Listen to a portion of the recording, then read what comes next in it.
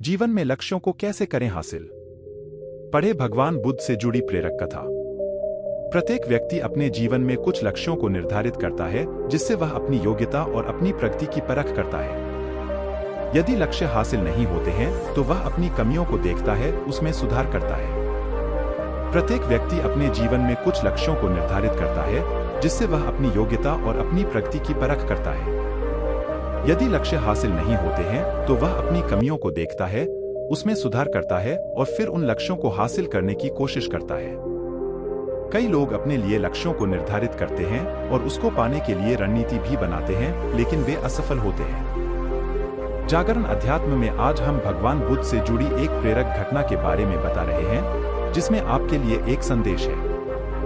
भगवान बुद्ध को जब ज्ञान की प्राप्ति हो गई तो फिर वे संसार को उस ज्ञान से आलोकित करने निकल पड़े।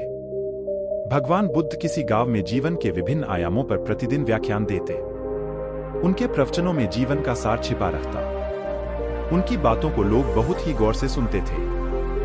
एक व्यक्ति बिना नागा किए उनके व्याख्यान सुनता। काफी समय बीत जाने के बाद भी उसने अपने अंदर कोई विशेष बदलाव नहीं पाया है।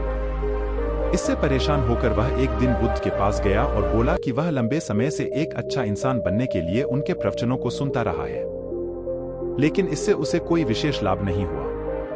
वह एक अच्छा इंसान नहीं बन पाया, उसमें कोई बदलाव नहीं आया है। उसकी बातों को सुनकर बुद्ध मुस्कुराए। उन्होंने उसके सामने उसके गांव का नाम, वहां तक की दूरी, वह वहां कैसे जाता है आदि जैसे प्रश्नों की झड़ी लगा दी।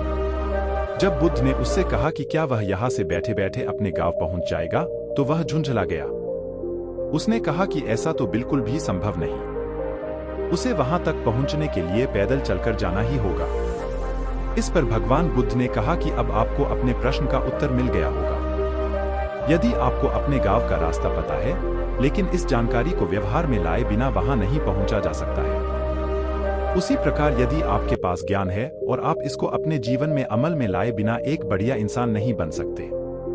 ज्ञान को अपने व्यवहार में लाना आवश्यक है। इसके लिए आपको दृढ़ निश्चय के साथ निरंतर प्रयास करना होगा।